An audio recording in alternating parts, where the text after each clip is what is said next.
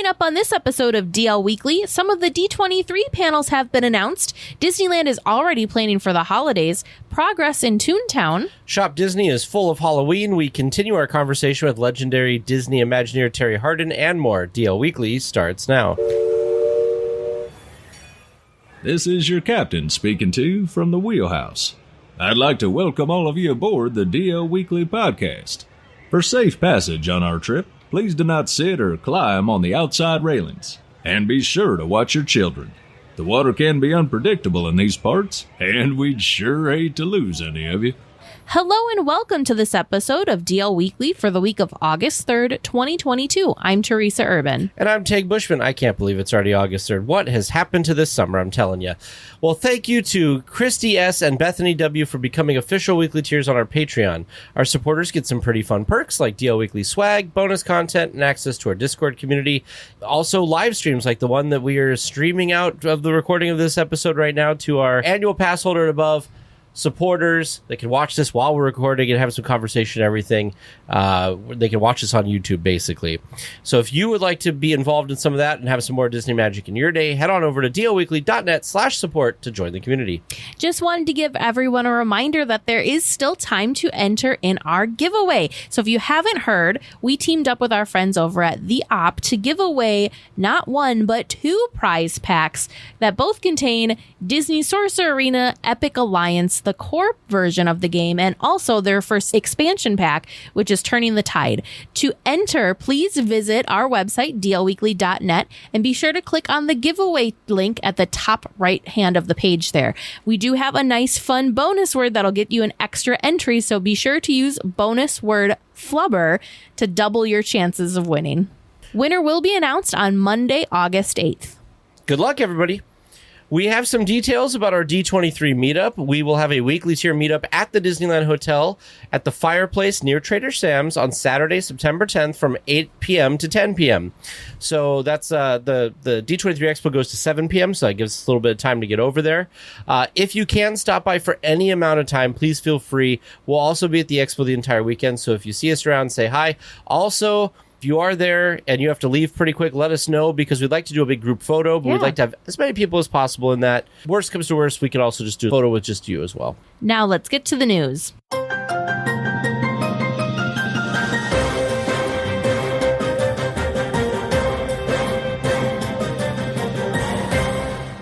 Well, D23 is just around the corner and more panels have been announced. There really is something for everyone with presentations like an inside look at the Society of Explorers and Adventurers, Walt Disney Imagineering, 70 years of making the impossible possible, and so many more. No word yet as of this recording on when you can reserve your seat for these panels. So there, man. I can't. This one knocked me off my seat. She was so excited she couldn't even let me finish. Nope. Very excited. Can't. What are you most excited for? Come on. Okay, inside look at the Society of Explorers and Adventurers, or C. I think this is fascinating. C, for those of you that don't know, is kind of become sprinkled throughout all of the parks. I don't know. I think it's really interesting, and they keep giving us more and more information about it. Of course, a peek behind the curtain at Walt Disney Imagineering Illusions and Special Effects Development Lab. It'd be shorter for me to list the ones that I am not excited about that they just announced. Well, the 2 you just announced, I'm very excited about. Also, the Walt Disney Imagineering 70 Years of Making the Impossible Possible. Mm-hmm. Awesome. And then, of course, the big one is the Boundless Future. Yes. Disney Parks Experiences and Products, which is also known as the Disney Parks panel, where hopefully, fingers crossed, we'll hear something about Tomorrowland. But even if we don't, I'm sure that there'll be plenty of amazing things that we're going to hear about. Mm-hmm. They continue to announce more stuff. This isn't the only panels and stuff. They are slowly announcing other things as well. Yes. So D23expo.com is the place to go if you want to keep up on all that stuff. And they better get some reservations and stuff in there quick, because time is running out. And then they also just announced some Marvel panels. There's going to be Marvel Draw Live. There's going to be Marvel Comics celebrating 60 years of The Amazing Spider-Man. There's going to be signings with Marvel Editor-in-Chief C.B. Cebulski, perhaps, and Executive Editor Nick Lowe. But yeah, there's just new stuff being announced all the time. And like I said, as of this recording, there's only 37 days left before all of this. And so they've got to be announcing reservation stuff for this soon, but they haven't yet. So who knows? You know what will happen? This will be being edited and almost ready to post, and they will announce something, and we'll be out of date already. But D23Expo.com to keep up on all that stuff, guys. Well, summer is still in full swing, but Disneyland is already talking about the holidays. And when I say holidays, I don't mean Halloween, because we've already learned and passed that one. We're already on to the Christmassy time kind of area. Well, this week, Disney announced that the holiday season at the resort will be from November 11th through January 8th. World of Color Season of Light will return, along with Disney Festival of the Holidays, Viva Navidad, and more. You know, I was surprised and also not surprised that they announced this already, because we haven't even gotten our foodie guide yet for Halloween. So I feel like we haven't even gotten all of our Halloween time announcements just yet. So it's surprising that we're now already starting to hear more about holiday time or the winter time holidays. However, this is kind of more of a general announcement. So this basically was just a confirming Christmas fantasy. Yeah, this was just no new information really here, just confirming that all of our beloved wintertime holiday favorites will be returning this coming year. I was surprised because it seemed like they were starting a little later than normal, because I feel like, I mean, it's just because how the dates fall. Sure. But November 11th seemed like it was kind of late to start it, but it's going all the way to January 8th. So, I mean, you're getting it on one end and getting some extra on the other. So, well, signs of progress have peeked over the trees in Fantasyland to reveal some updates to the hills of Toontown. The hills have begun to be painted with a slightly new color scheme that makes the mountains have the illusion of being, you know, that forced perspective. So some of them look closer and some of them appear further away. Yeah, so this kind of looks neat because the bottom-most hills are this kind of green color like you'd expect. It looks like there's maybe a little bit of like yellow on the next layer, and then it's that kind of purple and dark blues, which, you know, in real life, when you look at, you know, mountains further away, you do kind of get that coloring. So it does adding a bit of realism to it, even though it's Toontown and isn't real in the way most things are real. It's animated. But, you know, I'm glad to see that this stuff is there. I'm hoping that however they've rebuilt these, I'm hoping that they are a little more weather resistant, so they don't have to paint them as often as they used to. I think that's just hard in Southern California with the sun, as much as they try. But hopefully it's a long-lasting paint. I mean, I feel like we're getting closer and closer to Toontown being reopened with Mickey Minnie's Runaway Railway. I mean, I was just saying, August. We're already in August. Mm-hmm. Well, Halloween fans who can't make it to the parks should head on over to Shop Disney to get some spooky merchandise. There is a huge list of items here.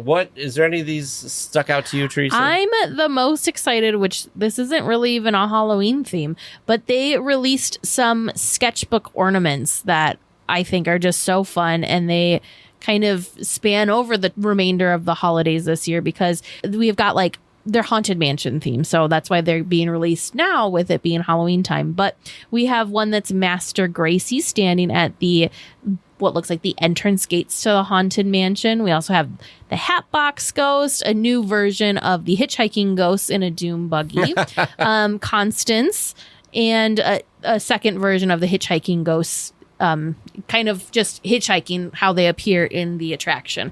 But I don't know, they just look so cool. Whatever they used to make these, the ghosts are kind of like a translucent appearance to them. So I think they're just really neat. I'm very excited. I'm going to have to like start a separate tree and have like it just be a holiday tree, so I can put my Nightmare Before Christmas and these kind of cool Haunted Mansion things on that tree, and then I can have my like cheerful holiday tree that has the more like happy Christmas winter, though I like this idea, kind of, so I can have like I want you should get because I enjoy both. You should get a tree that's black and then put all the holiday stuff. One of these years, I want to get one of these countdown calendars. This is the hard thing with the countdown calendars, though, is they come up. It's a new version, or it's a new like theme every year. So how do you know which one to pick, because it changes? True. I'm with you on the Haunted Mansion stuff. Looks really good. I love this Nightmare Before Christmas jack-o'-lantern votive candle holder.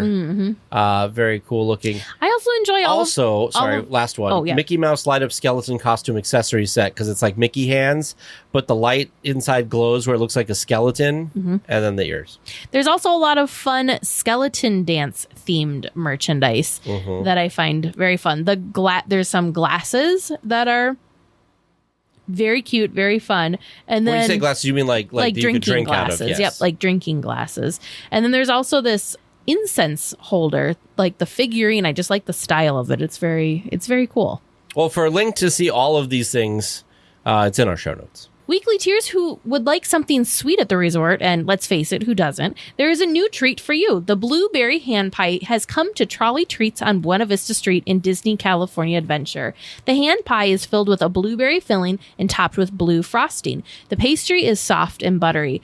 Feed your sweet craving for just $5.49. So for those of you that don't know what a hand pie is, basically it's kind of Disney's version of a homemade Pop-Tart. The thing that gets me excited most about this is the fact that the soft and buttery pastry aspect of it makes me very excited. Is there a thing with blueberry right now? I feel like there's a lot of blueberry things. Maybe not at Disneyland, but just like in general, I feel like blueberries. I think it's because it's a summer. It's a nice summer berry. Gotcha. And it's there's always strawberry. You can always find strawberry. That's another good like summertime berry. But blueberries, like, it's the underrated summer berry. I feel. Sure. I hope, but I don't know if they'll still have these when we're there. But man, I really want to try this. Well, guests who visit the resort next year might notice something different about the cast member uniforms. A new name tag will feature a character chosen by the cast member themselves from a list of hundreds of characters offered by Disney. Cast members have until August 14th to make their selections. Otherwise, Mickey Mouse will be the default. And when I say characters, it will be, as I understand it, just instead of where it says like where they're from, like their hometown, it'll say the character. I'm curious about this because it's been so long that we've had, either hometown or a town that they've chosen for, maybe it's a place they lived currently, grew up, born, whatever. Some place that's significant to their past. I think that's been interesting because I also like seeing all the different places that cast members have come from to come work at the parks. I find that to be interesting. So this will be a change, but I can see how having your favorite character listed could also be a fun conversation starter. But we've had multiple conversations with cast members about different places, and we've actually learned fun facts about different towns across the U.S. too. I'm trying to remember, there was one recently, we were chatting with them on the train, and we were talking to them about whatever town they had listed, and it had something to do, it had like some horror movie connection or some like non-Disney connection. It was a really fun and interesting story that unfortunately I don't remember at this moment in time. I like that. I like when I see cast members that have a hometown like near, because we're in the Midwest, so it's cool to see people that are like Minneapolis or even more kind of obscure areas but are around us. It's like, hey, we live near there, and a lot of people I think are surprised because if you're from a smaller town that's listed there, it's like, where I'm from? Like, nobody knows where I'm from. Yeah. So, but the new cast member name tags are coming in celebration for the 100th anniversary of the Walt Disney Company. Tomorrowland has become a little more of construction land as walls have gone up around a few areas of the land. The walls are still up around the entrance area, which is covering a small building. The Buzz Lightyear and Star Tours Fast Pass area is also behind walls. The Tomorrowland or Magic Eye Theater has its queue walled off currently as well. Yeah, this is interesting because where the Magic Eye Theater / Tomorrowland Theater, I feel like they keep changing the name of this theater, but nothing's in it now, so it doesn't really matter. But this is where they had the walk-up. Yes, this was the Max Pass location. Very short-lived walk-up Fast Pass location. So you could go up, instead of having to like run all the way over to Indiana Jones, you could request your Fast Pass at this kiosk instead of having to go to the physical printed places. Or was this after the... Yeah, I think it was. This was where, now like, if you didn't have your phone, you could go there. Yeah, or remember they were doing the thing, like, all the Fast Passes in the land you could go get from the one place? That's true. I'm trying to remember how it worked, because I think they took out the ticket printing stations, and it was all digital.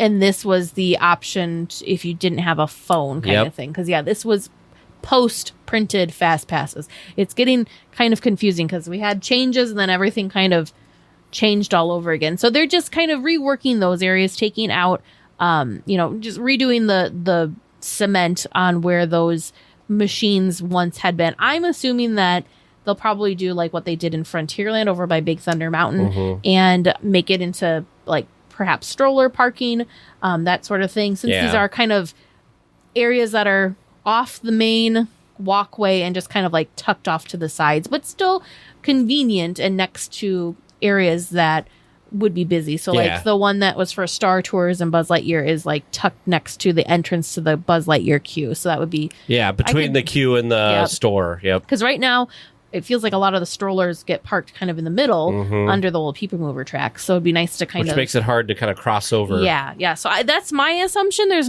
no official word as to what's going on, but we will keep our eyes peeled and let you know what we see. Your attention, please. DL Weekly Trivia is now leaving for a Grand Circle tour of the Magic Kingdom, with stops at New Orleans Square, Mickey's Toontown, and Tomorrowland. All weekly tiers for... Welcome to Trivia Land. How we feeling tonight? You ready for some good ones? I hope so. I'm a little tired, but we'll see. Oh, all right. Well, we've got some new listeners, at least new to me. I don't recognize these listeners submitted names. Ooh, that's very exciting. So I'm excited. These are some good questions, and I'm ready to see what you got. So let's get right to it. From listener Cooper C. That is in good. Guardians of the Galaxy Mission Breakout, there is an Easter egg of the previous ride that was there before. What is this item, and where can it be found? I know this one. Do you? No. There's a previous, item? Yep, there's an item. No, the only thing I know of is like Harold and all that stuff, but I don't know. Harold and Figment. Yeah, but I that's gotta not... check out Figment But next that's not reaching back to Tower of Terror. No. So, Is it like one of the birds or something? Because there's that cobweb-covered bird on the table downstairs? True. I believe that it's one of the old hats from the costume. Like the little, I don't know, those little round red hats that they had. They're not really a fez. Okay. But I think Fez-ish? I think it's one of the hats that used to be part of the costume. And I believe it's in the case in the office. Like when you're in that That first could be room. right. That could be right. I'll hitch my wagon to your... It's like Clue. I'll take the hat in the office. I will hitch my wagon to your horse on that one. So a hat in a case in an office, that's your final answer? Yes. All right. Your second regular round question from listener Michael F. How many suns are in the interior of Small World? Oh, this kind of goes with last week's question. Wow. I can't even think about how many different rooms there are because there's so many. Okay. 12. You think there's 12 I don't know. I'm rooms? just going to throw out 12. I was going to mentally go through Go the ahead. ride on my head. Well, now I'm trying to think if it's every room or if it's every section because, right, some of those big rooms have multiple things going on in it. It's not just representing one part of the world. Maybe it's representing two parts of the world. Sure. Or is it boy. all true to the lyrics of the song? No, there's multiple suns. Yeah, but the song repeats is what he's saying. Well, no, then there'd be 16,000. Okay, so I'm up to 10 just thinking. I think... What did I say, 12? 16. Okay. So I said 12, you said 16. Yep, because I feel like I'm missing a lot. All right, so 12 and 16, final answers? Final. All right. Your third regular round question 13. from listener Liberty M. How many possible combinations are there for constructing a lightsaber Oh, no. using all the available pieces in Savi's workshop? Oh, no, too many. There are too many possible combinations. What is with these questions and this there are week? 13,000. multiple different numbers that I will accept. Oh, Jiminy. 13,000. 13,000, Teresa? Yep. Well, hold on. I got to do my math. 226. That's my answer. What was your answer? 226? 1,300. 226, final answer? Yeah. Okay. And your fourth and final regular round question submitted by listener Donna S. What year did they put brakes and limiters on the Mad Hatter teacups? Oh, so it was an opening day attraction. They really tightened them down a few years ago because everybody was complaining about how you couldn't, like, the speed was bad. I'm going to say, like, 2002. But it's when they first put them on, though. So you know what I mean? Right. This happened, like, later, but I'm going to say 2002 is when they first put them on. So I'm going to say 98. And 98, you said? Yep.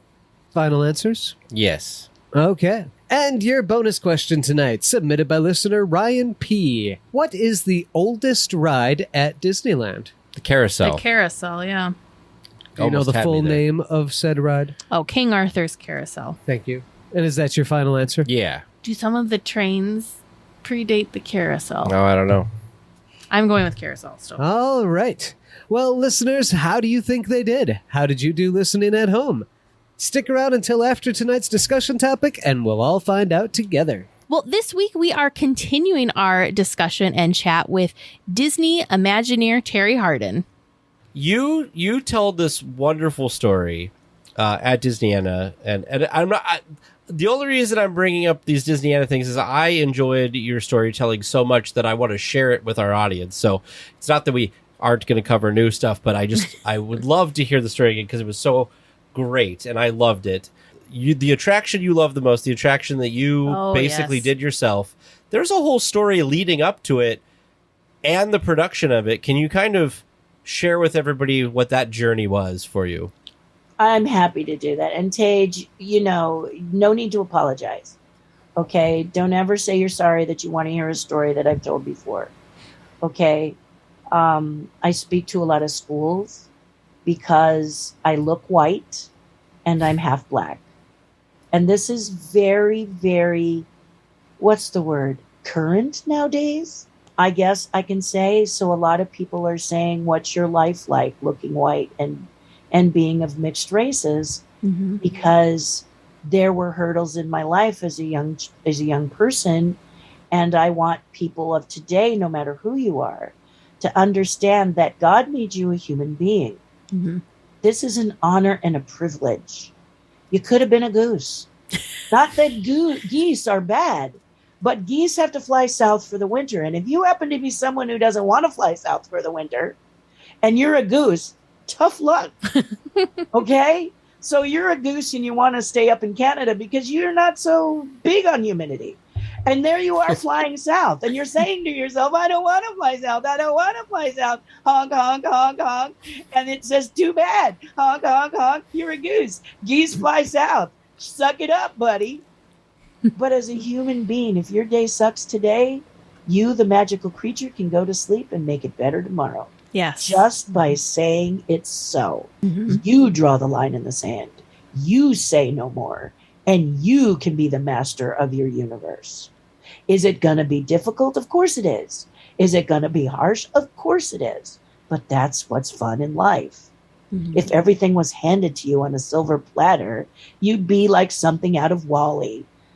Oversized, floating around, having foods fed to you, and having soup. I mean, that's what makes life fun, is the ups and downs. Yes. All right. Yep. So this story is very interesting because I'm a passionate creature. I love Disney. So now I'm an Imagineer. And I'm an Imagineer with, oh my goodness, ideas. So I'm put on Big Thunder Mountain, and I'm very happy to do Big Thunder Mountain. But I've come from the film industry. In the film industry, when you're sculpting or creating something for the movies, and they say, oh my gosh, we have a deadline. Work, work, work. Fast, fast, fast. Go, go, go. It means that the deadline was yesterday. So do it as close as you can because we really should have had it 2 weeks ago. Mm-hmm. Disney says the same thing. Oh, we're such in a hurry. It's a deadline. We got to go. We got to go. We got to go. Okay, when is it due? About a year. And you about fall over yourself. Excuse me, what? Because if you come from the film industry, that's luxury. That's absolute luxury. Problem with luxury is like big cats. Everybody's got to massage it. So it can be a little challenging. But there I was doing Big Thunder Mountain with my friend Vasile, and we were sculpting this Big Thunder Mountain, and we were just having a ball. We were coming up with the ideas. We were creating magic. I needed to go onto another project, and he wanted me to go. So it's two phases for Big Thunder. Big Thunder, the mountain, and then Big Thunder, the queue where you board. Mm-hmm. And that, because Walt wants that to be entertaining too, not just a bunch of pipes with chain link. That's got to be an experience too. And that everything about it is the experience. He wanted to catapult you into another world. And we all loved that. So we were in. So when Vasily asked me if I would join him, I went to my supervisor and said, no, you've got a thing called Dragon Slayer. I want that. And my supervisor said, well, Terri, it's just a stone dragon. It doesn't do anything. It's the hub. It's just a sculpture. And I was like, you're kidding me, right? And he said, what part of it don't you understand? And I said, the part that it's for Disney. And he said, what are you talking about? And I said, Disney doesn't do garbage. Mm-mm. We are the ultimate park. We are the ultimate experience. We are the brass ring. We are the golden ears. What is the matter with this picture? A stone dragon? Are you mad? Could you imagine if people went to visit a dragon at Disney? Or a stone. And it didn't do anything? That'd be disappointing. Yeah. So I said, this must not be. And my supervisor said, well, don't talk to me. I'm just, I'm just work here, And I said, well, who do I talk to? And he says, well, you could start with Tony Baxter. And I go, well, let's get him down here. And he was like, you don't just get Tony Baxter down here. I'm like, why not? And he's like, because he's the senior vice president of Imagineering. Oh, so I got to go see him. All right. Which way is his office? No. You can't just burst in and say, you've got to make an appointment. All right. Well, let's do it. Get him on the phone. So he head to his hand, shaking his head. Okay. I will call Tony Baxter and I will ask him to come down because I have this crazy person who wants to talk to him about a stone dragon and why it shouldn't be a stone dragon. If Terri,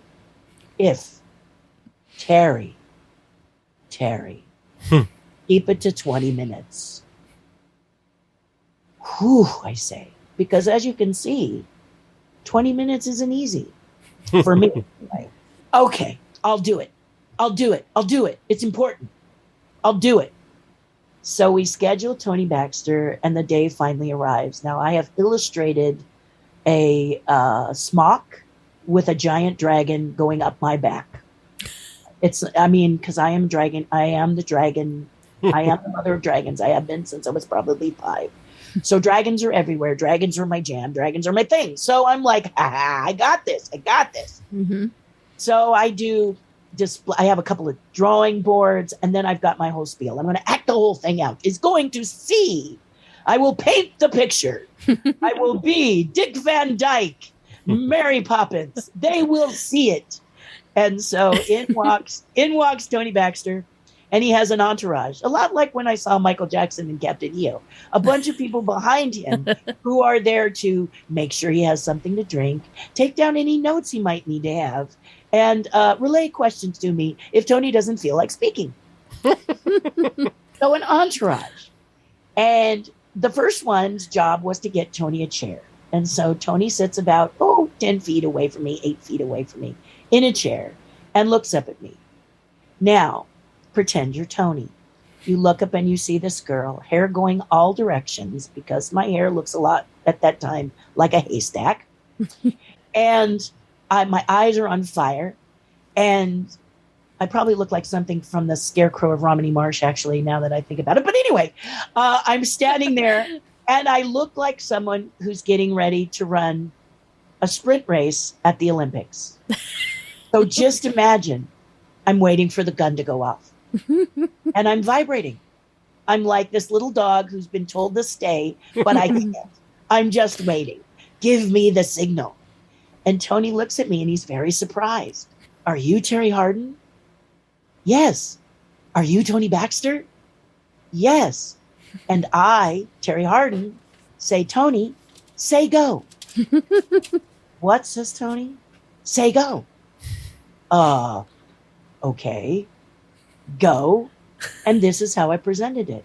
Okay, this is the dragon. I think it's really like this. I think it can't be stoned. It absolutely can't be stoned because we're Disney. We're not Magic Mountain. We're not Universal. We're Disney. Disney has a responsibility. Be the best in the park. So this is what it's going to do. The dragon breathes. The dragon waves. The dragon gets up. Fire.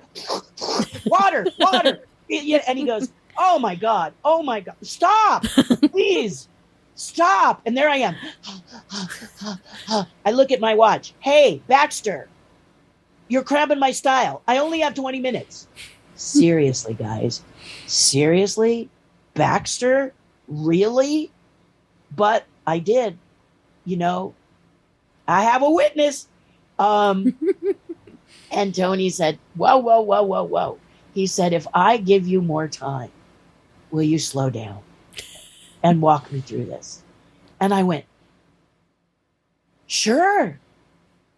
And so for the next, I'd say 45 minutes, I walked him through my sketches and my drawings and my vision. I explained what the head would do, why the dragon's head is a little lower than your feet when you first see her, and how when she awakens, your body will actually do a little whiplash. You'll actually come up from the waist and your head will fall back because you actually see a living, breathing 35-foot monster. And she's not Elliot. And I was so proud to paint this picture. And apparently Tony liked it because he said, one condition, Terry. And I said, what's that? And he said, you designed the attraction.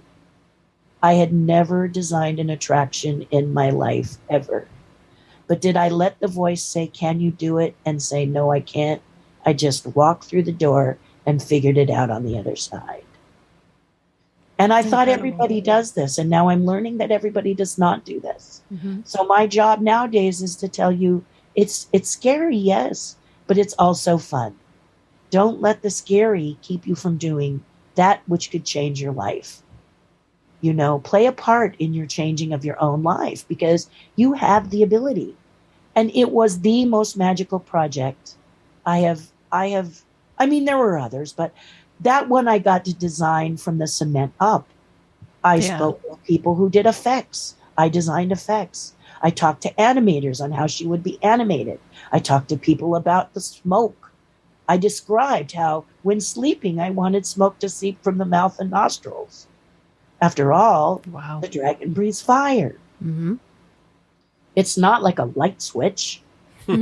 So we want it to be a living, breathing. I had watched my dog dream. If you have pets, how your dog is dreaming and running. And if you don't have pets, watch Lady and the Tramp, not the live action, but the animated one. And you'll see Trusty chasing something. Yep. And so that's why when the dragon is sleeping, her front paw twitches because she's dreaming. Dang. But she's calm like a cat because we can't leave cats out of the mix. So the tail that's wrapped around the stalagmite swishes gently in the water like a cat.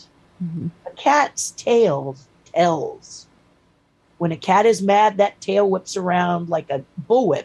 And when the cat is happy, it gently swishes. So these are kind of the elements that I incorporated to make her as real as possible. That's like my cat. That's like my dog. I love this dragon, and people adopt this dragon. That's why she's a she. I didn't say she was a she. You said she was a she. All of you out there said, that's a she. So I said, okay. They said, what's the name? I said, I don't know. What's the name? It's incredible. Incredible. You've seen, so I have not been to Paris, but you have seen the dragon. Yeah, it's in fact, Terry, you'll love this. The like number 2 thing I wanted to see at Disneyland Paris was this dragon. The number 1 was the castle, because the castle is gorgeous. It's magnificent. It is. And the reason it is because France is the castle capital of the world. Yeah. Disney was like, oh man, we got to put a castle there. They actually have these things. There must have been over 150 castles designed and prototyped because they were, they would never tell you they were terrified, but they were terrified. They were like, how are we going to make this so spectacular in a place that has castles that are so spectacular? So, and they did it because you get to walk on the second floor. which is just so amazing. And I don't know a single castle that you can do that in other places, but at least when Paris opened, you know, that's what they did. And so the dragon was definitely, and I don't mind that she's second. I have a little girl who lives in the UK. Her name is Bella. The dragon is her dragon. Oh, I'm going to see my dragon. I met so her when cute. she was 7. I'm going to see my dragon. I'm going to see my dragon. Terry, I visited your dragon. She's fine. But she likes me better. That's amazing. Because the castle, for those of you, maybe people listening have never even seen a picture of this castle. But what's amazing about the castle, for me anyway, is first of all, it's so slender and tall looking, and it's literally looks like it's built into the side of a mountain. It's got this gorgeous green, like hill kind of thing that goes into it with these square trees and everything. But under that grass is the dragon's lair, and you go in through there, and it is, the whole experience is amazing.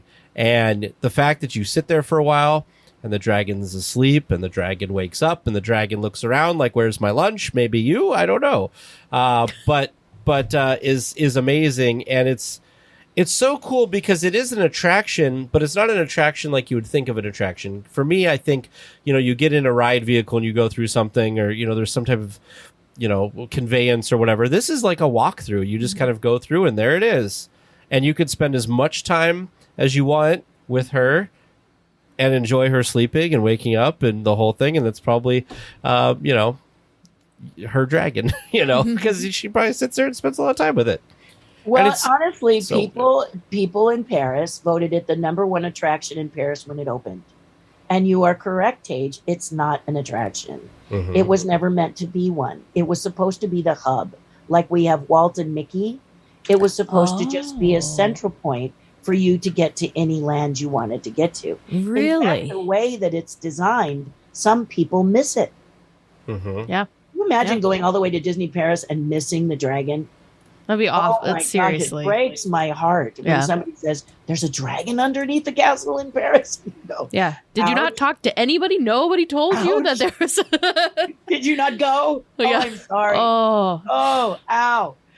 That's painful.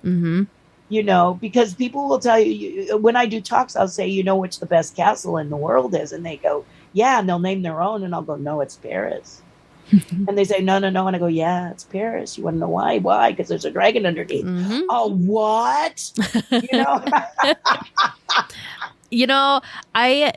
Before I got super Disney nerdy and before I was watching all the different videos and seeing all, trying to absorb as much information as I could about anything Disney, the one thing that I knew about Disneyland Paris was that there was a dragon under the castle. That was the one thing I knew, and that's always been, that'll probably be the first thing I do when I visit that park, because that's been my, the thing that the thing that drew me to that park so much was just because of the dragon. So it's incredible to be sitting here with you chatting about the process and all the different little things that you did to kind of bring her to life and really make her realistic. It's really cool. And think about the people who ran, Marty Sklar and Tony Baxter, president of Walt Disney Imagineering and senior vice president of Imagineering, who saw talent and nurtured it like Walt did. Yeah. Didn't micromanage us. But let us spread our wings and really create, which is why you're seeing things that dazzle the mind. Because, and they said, this woman knows dragons. This woman loves them. She's, I know Tony's eyes. I mean, Tony and I would go to lunch and Tony would say, I just saw something in you and I just wanted it so bad. I wanted what you saw. Yeah. And it's so wonderful for someone to say that to you as an artist. You're like, yes. And I want others to experience what you saw, which is why Paris really, really loved that dragon underneath, because it's just everybody wants a dragon underneath the castle. People are like, can we put a dragon under every castle?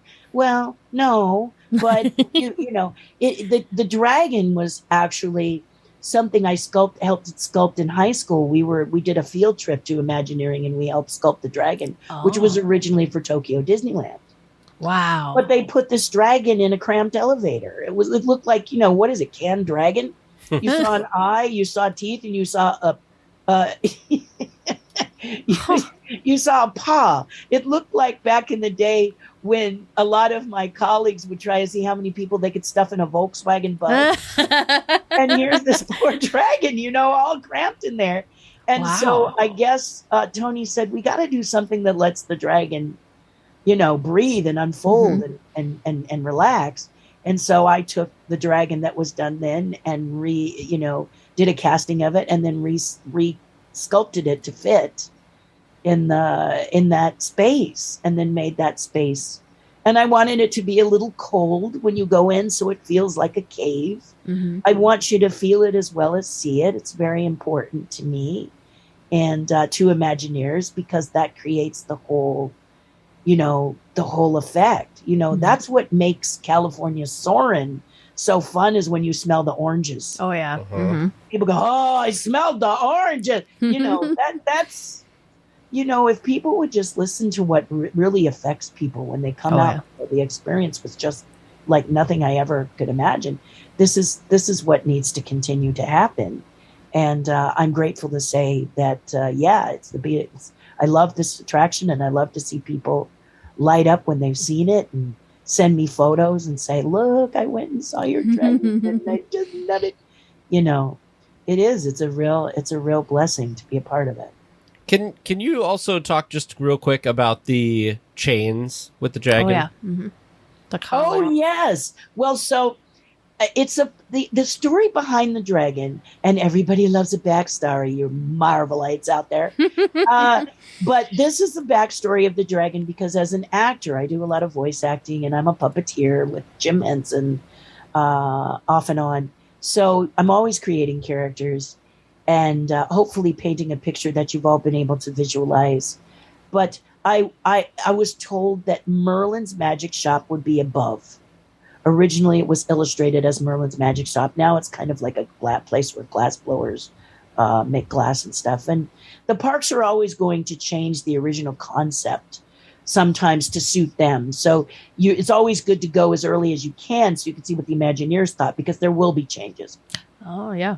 There will be shifts. Just think of Indiana Jones. Mm-hmm. Indiana Jones when it first happened, and Indiana Jones now. Yeah. Not a bad ride, but very different. Mm-hmm.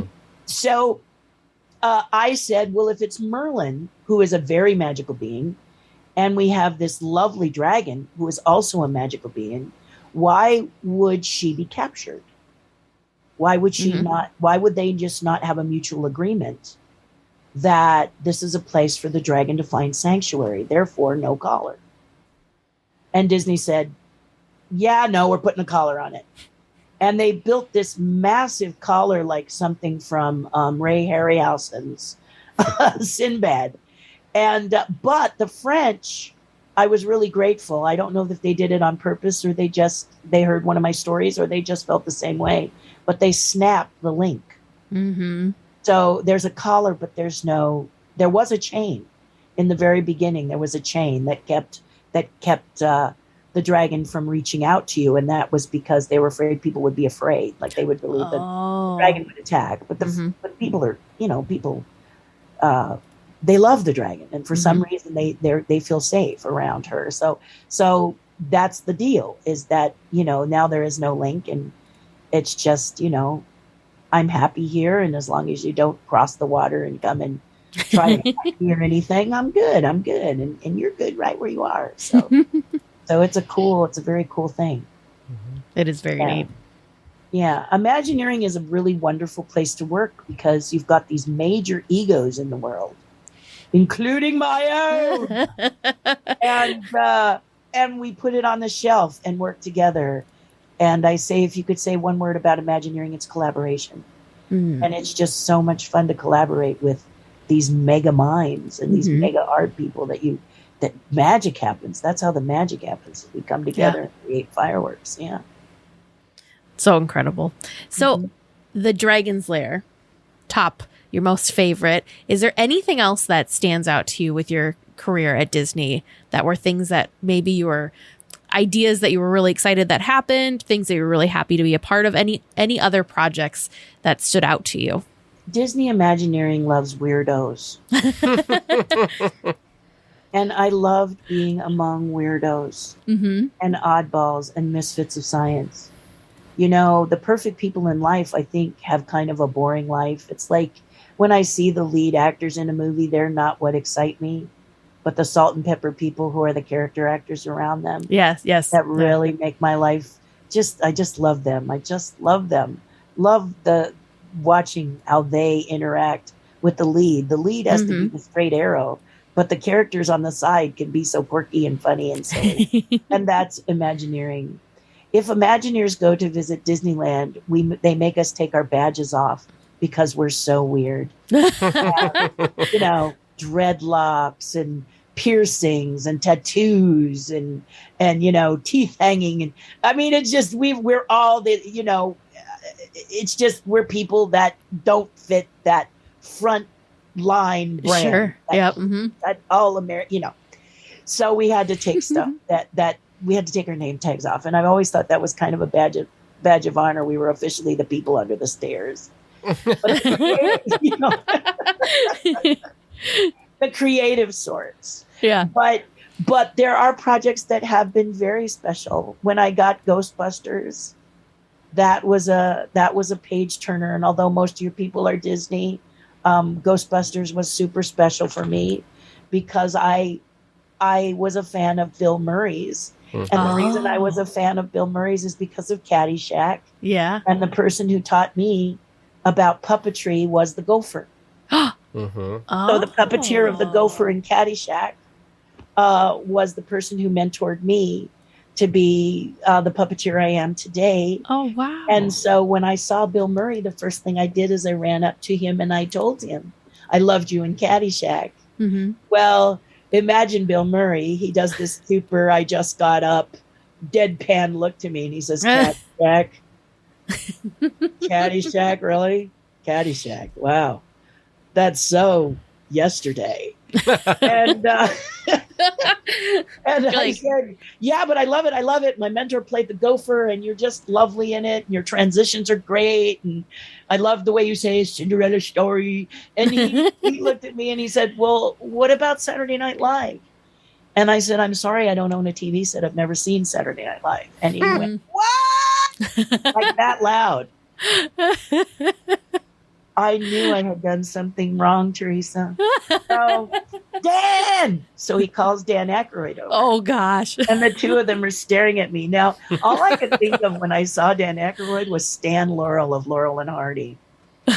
His hair was sticking straight up.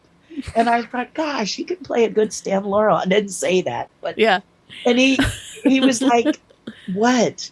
And Bill says, this girl lives under a rock. She has not seen Saturday Night Live. We cannot have anyone on our movie that has not seen Saturday Night Live. Now I'm starting to see the picture. All of a sudden, I feel this wonderful movie that I'm a part of is slipping through my fingers. Yeah. You're like, lot like Princess Leia says, the tighter you grip, Tarkin. All I could hear was, the tighter you grip, Terry, Ghostbusters will slip through your fingers. And I was like, no! And I started to shake and get sad. And Dan was looking at Bill and he looked over and he saw that I was like having this little meltdown. And he said, Terry, what's the matter? And I was like, I'm sorry, I don't own a TV. And he says, you think you're going to get fired?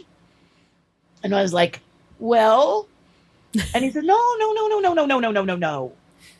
But I do agree with Bill. And Dan Aykroyd picked up my left arm, put his arm under my left arm. Bill Murray put his arm under my right arm. They picked me up so my feet were kicking. And they threw me into a golf cart, took me to a screening room, and I saw 3 episodes of Saturday Night Live.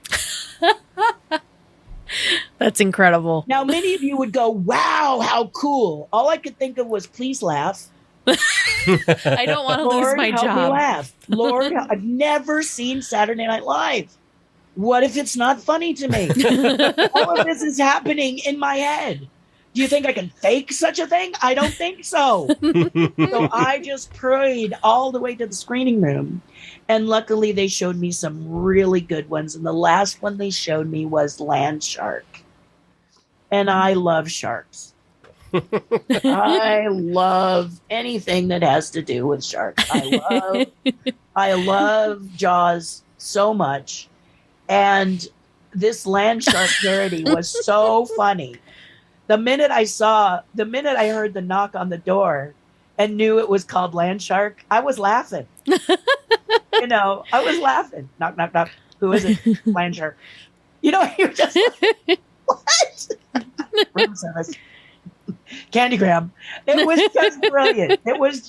I was crying. And so, needless to say, I got to stay and do Ghostbusters. But that was one of those moments that you cannot I guess you could make it up. And I had a guy told me, I don't believe you. I don't believe that story happened. I said, so that makes it not true because you're too stupid to believe my story? And he was like, ouch. And I said, well, ouch right back at you. Who tells them you don't believe me? Right. Yeah. This is my life, not yours. So it was incredible. It was an incredible moment. And I tell the story, honestly, Tage, they all want to hear that story. They love that story. That's a very special story. They love to hear how Bill Murray, also how Bill Murray made me the butt of every joke he had all through Ghostbusters because I'm a gullible sort. So he had more fun. And honestly, so did I. But my impression of Bill, many people said he was difficult during Ghostbusters. But I just watched a thing called The Offer. And there's a quote there. Your truth, my truth, the truth, and all of them are real. Yeah. So that's exactly what happened. Maybe he was difficult, somebody else's truth. My truth was he was absolutely delightful. And I had so much fun with him. And he was a stinker, and it was great. They were all lovely. They were all so lovely. What a great show to be on.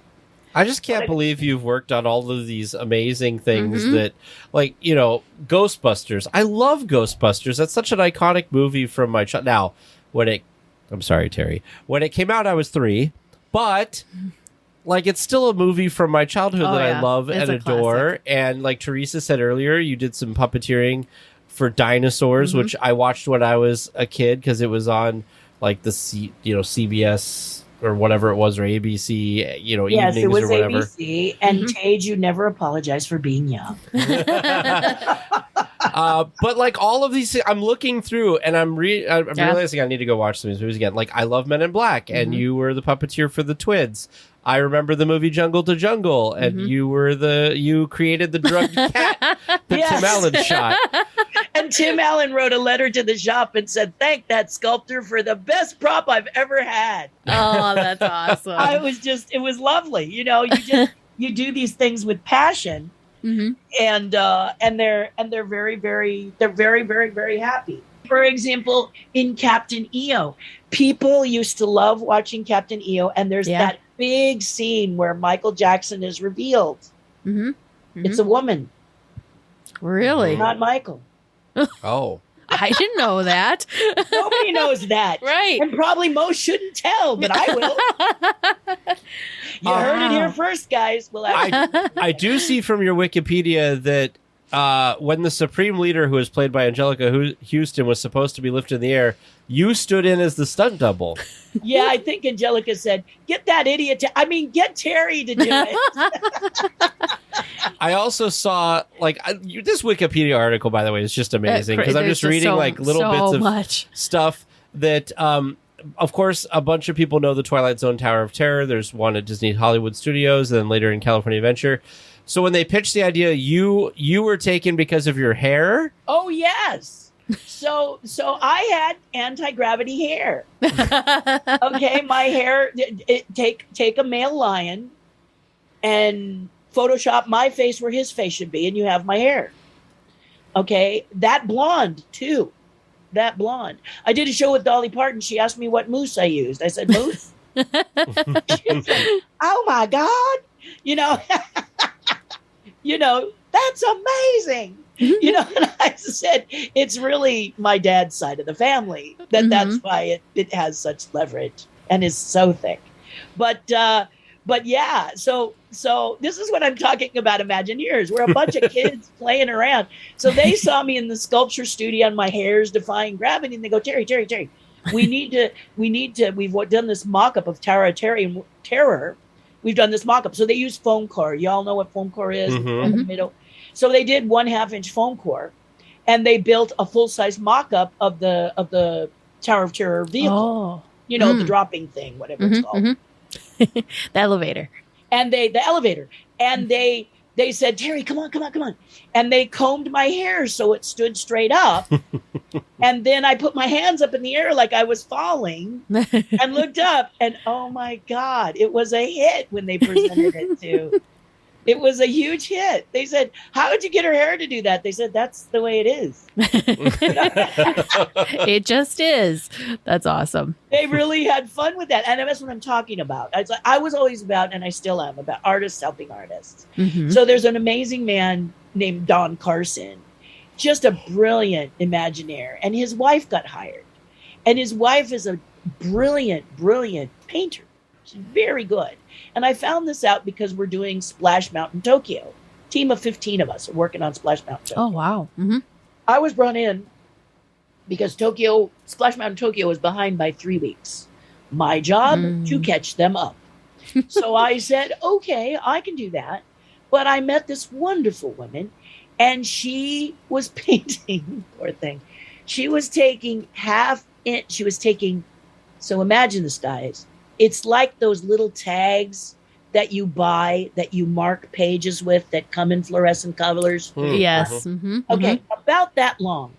And she was painting each one and putting a hook in it and setting it aside to represent leaves for the interior of Splash Mountain. Oh, this is what this amazing artist is reduced to. Jeez. And that is booby hatch material. Oh my gosh. So I see her and I go, is this what you asked to do? And she's like, I didn't ask to do it. And I said, what do you do otherwise? I mean, your portfolio can't be a bunch of these little strips painted. And she says, no. She shows me this portfolio that's magical. Oh my God, it's so beautiful. I say, we have got to do something. What do you want to do? Concept art? She says, absolutely.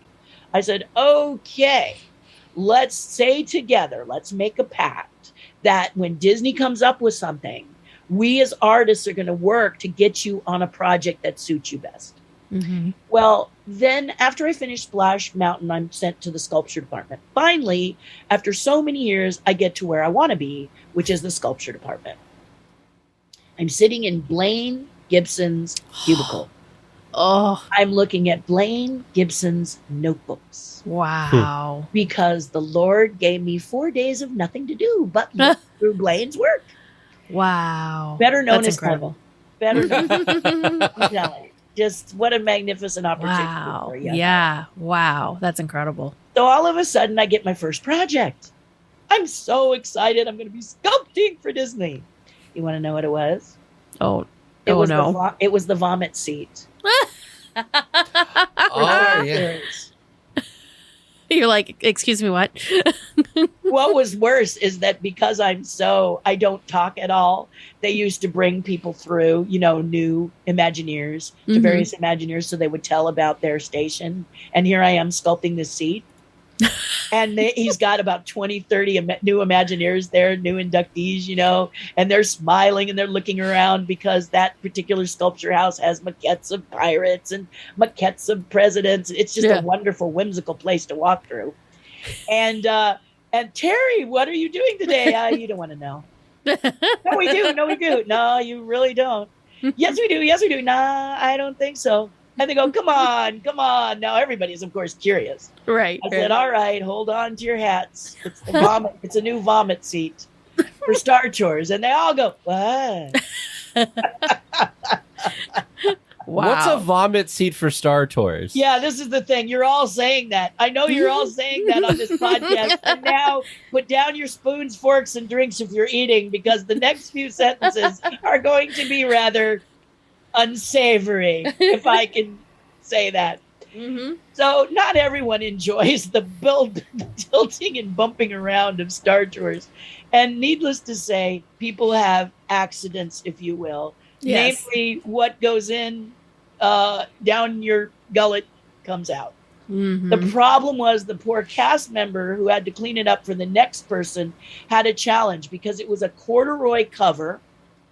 And underneath the corduroy cover, when it peeled back, that was not so bad because you could peel that corduroy cover up, toss it, and put a new one down.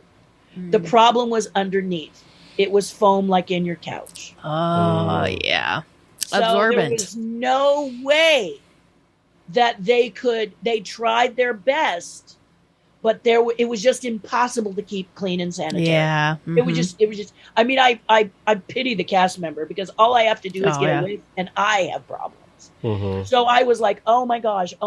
So what they asked me to do was to sculpt one so that they could make it out of a 2-part cushion foam that can be wiped down because it creates a skin. And that way they could take a sponge or a sanitary wipe or whatever and wipe the whole thing down, put a new cover over it. Very essential, very important, just not real flashy. Not real glamorous. Yeah. You don't put that one on the top of your resume. Yeah, put it right up there. And they go, what the heck is this? It's a good story. Works, it really works to wake up those who have fallen asleep, because they're like, just give me what? You think that Disney is all, these amazing projects you get to do. And it was an amazing project. No doubt about it. But definitely a weird one. Boy, they and that's the one they talked about, I'm sure, as they left, their day. What was really interesting? There was this really crazy girl, Terri, and she's sculpting the vomit scene. That's awesome. So aside from good old vomit seat Hardin. Yeah. It's my claim to fame. It'll be on my tombstone. So aside from the famous seat, what other things did you get to work on in that studio? Inside that studio, I did everything I got to do the texture of the boat that those of you ride in Splash Mountain. Oh. When you are in Splash Mountain, which I know its days could be numbered, but enjoy it while you can. Yeah. The 2-log boat with the rabbit on the front. So the rabbit is mine. Oh. And the 2-log. So I sculpted that little Brer Rabbit, which I'm very proud of. And then I did the 2 logs. And I remember them. I sculpted rope so that there was a logic to the 2 logs being together. And the people at Disney said, we don't need logic. No ropes. Who needs a logic? So they're fused together. 2 logs coming together. And so I got to do that. And that was a lot of fun. The downside about sculpting the texture for the boat was that I was the only woman in a sea of men. I had to relocate to Maple. And the agony, the men really didn't want a woman coming in there because it's not that they don't like women. It's just that it's like a woman walking into an all-male barbershop. Sure. Men get down. They say stuff. Women are supposed to maybe not say anything, and I think women do too, and they don't want men around. So it's not like. So I really could feel it, but you could have cut the upset with a knife. I felt like I was swimming through Jello. So Disney's solution was to take Dubatine, which is a heavy black curtain, and encapsulate me. Oh. So I had this curtain surrounding me and my boat that I was designing textures for. And I thought, that works great if I could teleport directly here, but I have to walk through to get to. Right. So it was terribly uncomfortable. And I knew they didn't want me there. And when you have that kind of pressure, it's very hard. It's very difficult to be an artist when you can feel that animosity, that upset. And it wasn't so much we don't like Terri. It was that why does she have to be here? It was that kind of thing. So there's 2 ways as a woman and as a human being when somebody thinks you're interloping in their world. There's a couple of things you can think about. You can take them on. I have a right to be here. What's the matter with you people? take your stand. Or, as my father says, look at it with some humor. What can you do to make this change? What can you do to change it? So I called it Don't Hate, Appreciate. Oh, and I'm a sculptor. So most of these men in Mapo had these magnificent mustaches and these awesome beards. So there's a clay that is very malleable called linoplastilina, and I started to sculpt caricatures of all the men in Mapo. Oh, that's fun. Took me about 20 minutes. So about the size of an apple. Size of an apple, did the mustache, did the eyes, cartoon caricatures. And there was a shelf just outside of my Dubatine castle. And I started to set these little heads on that shelf. And so you remember Adam's Family, Cousin It? Yeah. The thing. So it was a side thing. The thing was, he wasn't coming up from the bottom. He was coming from the side, depositing the head and then disappearing. No words. I never said a word. I never said, look what I did. I never said any of this. But I got about half a dozen done. And I heard shuffling outside my castle. And there were two men sort of chattering. And the one man says, this is blah, blah, blah, blah, blah, blah. Hey, is that you? And the other guy goes, what? Isn't that you? Me? Yeah, that, on that shelf. Is that you? And the guy says, well, looks like me. Could be me. Hey, what about that one? Is that you? No, I don't think that's me. Do you think that's me? So this is all happening outside while I'm doing my thing. And all of a sudden the curtain peels back and two men are staring at me. I've been there about 2 weeks. First man to peek through that curtain. And they go, hey, yeah? Did you sculpt these? Yeah. Are they us? Yep. Really? Yep. Can we have them? Yep. Really? Yep. And the next thing I know, I ended up sculpting the entire Mapo staff. Wow. Everyone in Mapo had a little apple-sized gnome head of themselves on the side, and the walls of Jericho came falling down. Mm-hmm. My Dubatine fell, and the person who disliked me the most was the supervisor of the whole floor. And he got to like me so much that I couldn't leave when closing happened because he would talk my ear off for an additional hour. So basically, I think as an artist or as a human being, if you try to figure out, it doesn't always work. But in this case, I thought if this works, it's great. Maybe you don't sculpt. Maybe it's something else. My husband had a really nasty, he works for Universal as a producer, editor, and cameraman. Oh, mm-hmm. And he had a producer who just didn't like him. She thought he was horrible. And for whatever reason, he's just him. He doesn't, he doesn't talk much. That could be part of the problem. But I mean, he just doesn't. And so he said, she really doesn't like me. And it's really upsetting. I said, well, what does she like? And he goes, I don't know. I didn't find out. I said, find out what she likes. He goes, like what? I said, I don't know. I'll know it when I hear it. So we found out she likes Mexican food. Mm-hmm. And one of her favorite dishes was mole. Well, I designed cookies. So for my brother and sister-in-law, they love mole too. And I've made them Melanie and Sam Sizzlers. So a brownie that starts out like a brownie, but it has that secret ingredient that makes it rather fiery at the afterbite. And they love them. I bake so many of those brownies during the holidays that they're very special. So I made her 2 dozen and I said, just take those to her and say, my wife wanted you to have this with our compliments. Mm-hmm. And the next thing you know, she was his best friend. She loved him. Yeah. She went absolutely ape over them. And I told her I couldn't give her the recipe because I'm writing a book. And she was like, oh, I said, they're a special recipe designed for I do it for my family. Each family has a cookie that's their special cookie. So it's designed. It can sometimes take years to make something for them. But it's just, if you take a minute and you say to yourself, how can I do, because I I don't know. I don't know if all bullies will react this way, because I kind of think usually when you're bullied, it's the bully that's the problem. Like they're really mean to you, but they have the issue. You know, and that's what I've discovered with a lot of bullies that bullied me.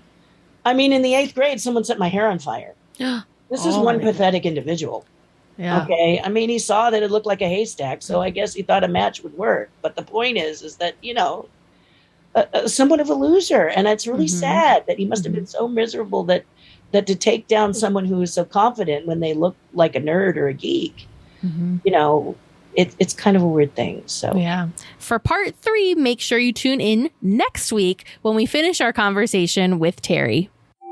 Looks like we're coming in for a landing, gang. But please stay listening until trivia comes to a stop. And then you can walk to the nearest exit. Thanks for listening to the 8th wonder of the world, DL Weekly.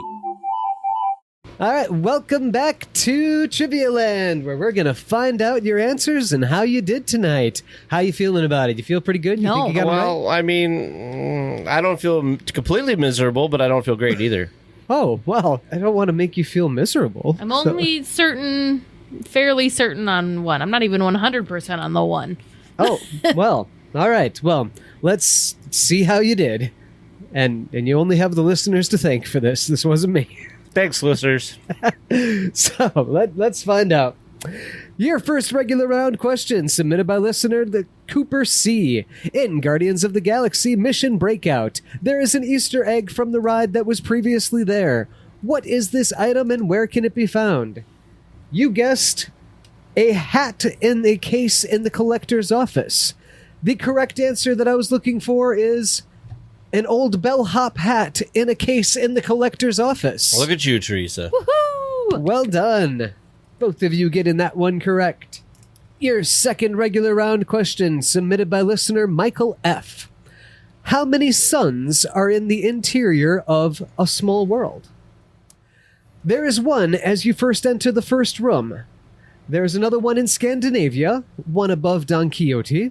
In the second room, there's one in India, one in China.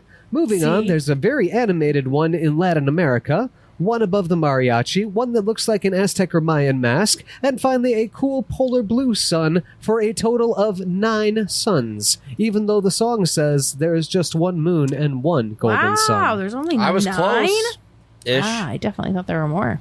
Your answers were 12 and 16.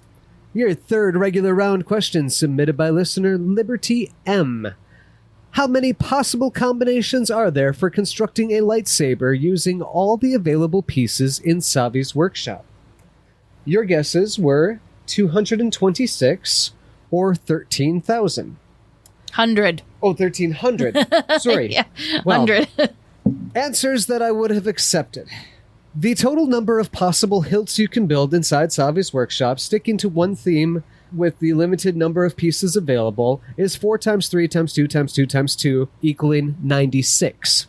If you include blade color, it's 96 times 4 equaling 384. Top hilt times bottom hilt times switch times emitter times pommel times crystal. If you multiply this times 4, the 4 different themes, you get 96 times 4 equals 384. If you include all of the crystal possibilities, 384 times 4, 1,536. If you have one of each of the 40 pieces of 4 total themes, 10 pieces per theme, you would get 16 times 5 times 8 times 8 times 8, 122,880. And if you include 6 total crystal colors available, we have a total of 122,880 times 6 for a grand total possibilities of 737,280. You lost me about like 45 numbers ago. I try to be complete in my answers. Okay, so nope, we did not get that one right. All right, moving on. Wow. Your fourth and final regular round question submitted by listener Donna S. What year did they put brakes and limiters on the Mad Hatter teacups? You guessed 2002 and 1998. After an incident where a disabled guest fell out of his teacup, Oh no. in 2004, the cups were modified to not spin so fast.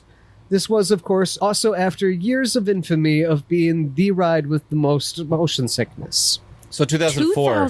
2004 was the answer that we were looking for. I'm I knew it was quite somewhere around there. shocked that it wasn't I actually thought we were too late. I would have thought that there would have been something on it, and they just really limited them or really tightened them down more recently.